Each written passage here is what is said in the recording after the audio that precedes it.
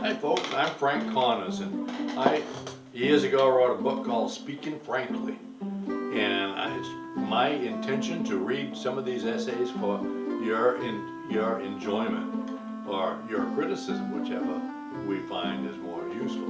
Here we go. The first one I've chose today is called Perfectly Piled Plywood. I picked that because it's middle of April right now, and I'm right in the process of stacking my firewood. So here we go. And you. There's a great old saw that says firewood is the perfect fuel, that it heats you 3 or 4 times during the cycle of its preparation. Let's see, let's count. Once when you cut it, once when you haul it, again when you stack it, again when you fit it to stove length, again when you restack it outside, again when you move it inside, and then, yes, again, finally, when you carry it to the wood box. Yeah, I guess that's easy, 3 or 4 times. My mother is a great stacker of firewood. In fact, I believe she has elevated her stacking to an art form. Her seasoned supply of wood stands at the front of her house like little monuments to perfection. I kid her about it, but only because it's one of the reasons I respect her, and because I know the process is very important to her. 5 piles a year, half cord per pile, each stack standing straighter than me and my 5 brothers and sisters standing as we waited for the school bus all those years ago. Each pile is stacked apart from the other in such a way to get maximum sun, maximum air as she lets the wood cure outside and naturally every year. She finally restacks it in her garage just before the fall rains start. Somehow, she always knows what that date's going to be also. My mother grew up in Rooster County, where winter was a serious thing, still is.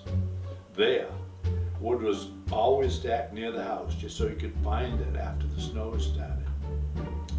There was a woodshed on my mother's place, out from the kitchen, out past the summer kitchen, down the enclosed shed, through the enclosed shed, just beyond the outhouse. Who doesn't recall that long, cold walk? But at least it was out and free of blowing snow and the frigid air.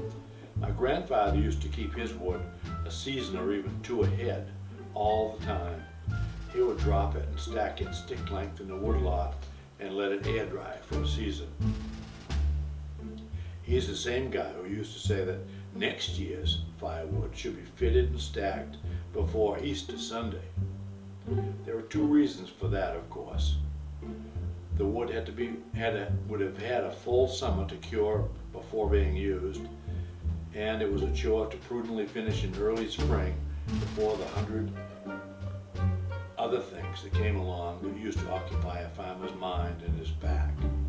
Grampy also knew the risks of wood burning, i.e. chimney fires. In Mapleton 75 years ago, these were serious problems indeed. I consider myself a recreational user of plywood. We have a gas heater in the kitchen and an oil furnace in my basement.